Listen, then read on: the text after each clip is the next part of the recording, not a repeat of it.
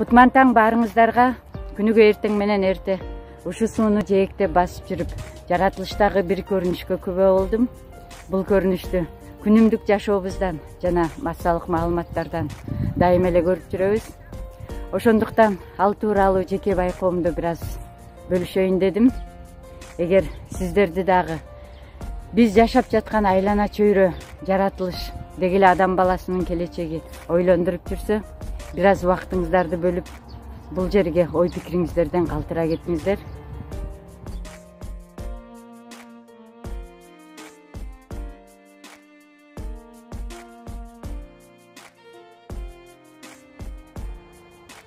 Азыр көргөнүңүздөрдөй бул суунун жээги шаардыктардын сейилдөөсүнө машыгуусуна атайын ыңгайлашкан. Бирок бул жер быйылкы катуу жаан менен тайфун шамалынан кийин бир заматта эле ушундай көрүнүшкө айланып калган. Бул көрүнүштү биринчи көргөндө дарыя кусуптур деген ой келди эле.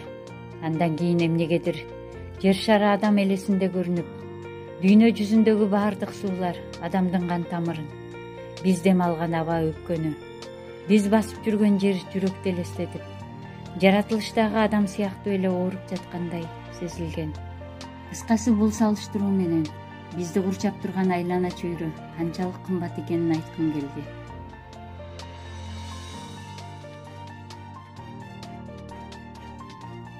Суу ташкынынан кийин тийиштүү мекеме ыктыярчылар тобу тарабынан бул жер кайра өз калыбына келтирилген.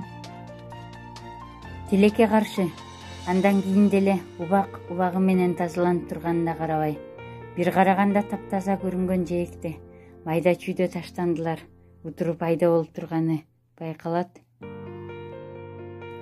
Адамдар ар бир баскан, эс алган жерибизге ыраазычылыгыбызды билдирип жашасак, айлана чөйрөнү таза сактап, аяр мамиле кылар элек. Ал үчүн бир эле кичинекей аракетти адатка айлантсак, жаратылыштын тазалыгына аз да болсо салымыбыз болот.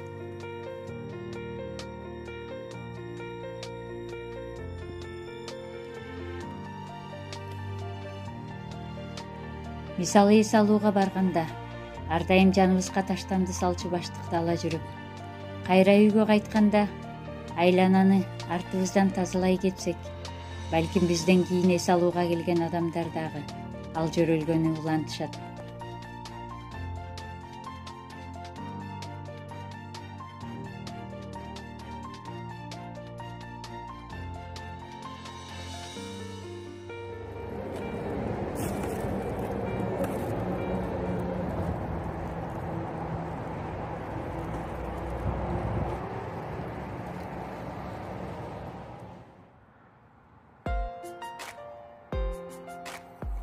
Келиңиздер, дүйнө жүзүнүн кайсы жеринде болбойлу айлана чөйрөнү, жаратылышты көздүн карегиндей сактап, аяр мамиле кылабыз.